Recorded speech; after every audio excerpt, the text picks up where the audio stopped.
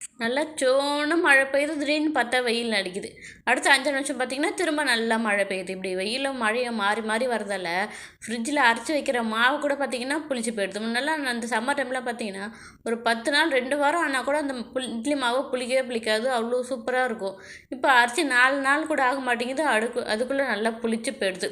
அதே மாதிரி தான் இந்த கேரட் பார்த்தீங்கன்னா, வாங்கிட்டு வந்து ஒரு 2, 3 நாள் தான் ஆகுது. அதுக்குள்ளே பார்த்தீங்கன்னா, எல்லாம் அழுகி போயிருக்கு. பாதிக்கு பாதி அப்படி தான் வீணாக பண்ண மாதிரி இருக்குது.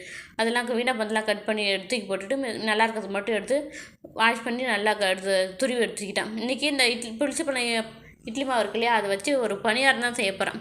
ஏன்னா பாதி மாவு பார்த்தீங்கன்னா அப்படியே தான் இருக்குது. அரைச்சி 4 நாள் கூட அவ்வளோ அதுக்குள்ளே புளிச்சு போயிடுச்சு. அப்புறம் தூக்கி வேஸ்ட்டாக ஊற்றவும் முடியாதனால இன்றைக்கி நல்லா இந்த கார பணியாரம் சுருக்குன்னு காரமாக இருக்கிற மாதிரி செய்ய போகிறேன். யூஸ்வலாக கார பணியாரம் பார்த்தீங்கன்னா இட்லி மாவில் எப்படி செய்யணும்னு நிறைய பேருக்கு தெரியும். இருந்தாலும் எனக்கு தெரிஞ்சதை ஷேர் பண்ணுறேன். இப்போ ஒரு பேனில் ஆயில் விட்டு ஆயில் நல்லா போட்டதுக்கப்புறம் கடுகு, இந்த உளுத்தம்பருப்பு, கடலைப்பருப்பு இதெல்லாம் போட்டுட்டு பொடி பொடியாக கட் பண்ண அந்த வெங்காயம், துருவி வச்ச கேரட்டு கூட கருவேப்பிலை நல்லா கிள்ளி போட்டுக்கிட்டு நல்லா வதக்கி எடுத்துக்கணும். டேஸ்ட்டுக்கு ஏற்ற மாதிரி உப்பு போட்டுட்டு, காரத்துக்கு நமக்கு எவ்வளோ வேணுமோ அந்த அளவுக்கு கார மிளகாய்த்தூள் போட்டுக்கலாம்.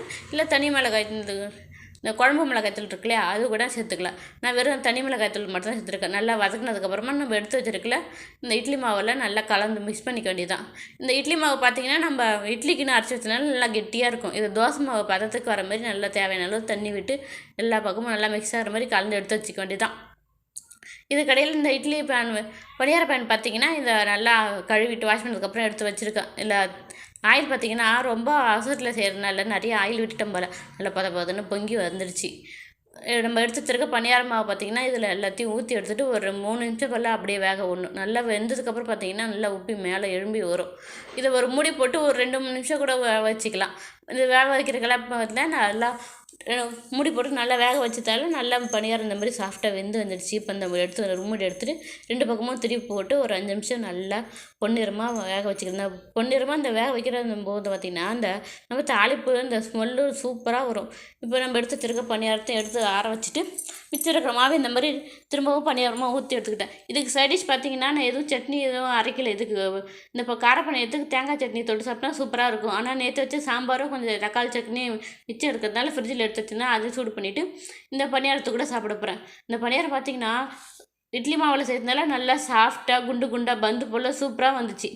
இது கூட இந்த சைட் டிஷ்ஷாக இந்த இட்லி சாம்பார் இருக்கு இல்லையா, அதையும் சாப்பிட போகிறேன். கூடவே இந்த தக்காளி சட்னி சாப்பிட போகிறேன்.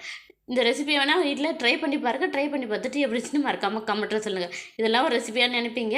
நிறைய பேருக்கு இந்த பணியாரம் கூட வராமல் இருக்கும் இல்லையா, இந்த மெத்தடை ட்ரை பண்ணி பாருங்கள். வீடியோஸ் லைக் பண்ணுங்கள், ஷேர் பண்ணுங்கள், நம்மளோட சேனலை சப்ஸ்கிரைப் பண்ணிக்கோங்க. நெக்ஸ்ட்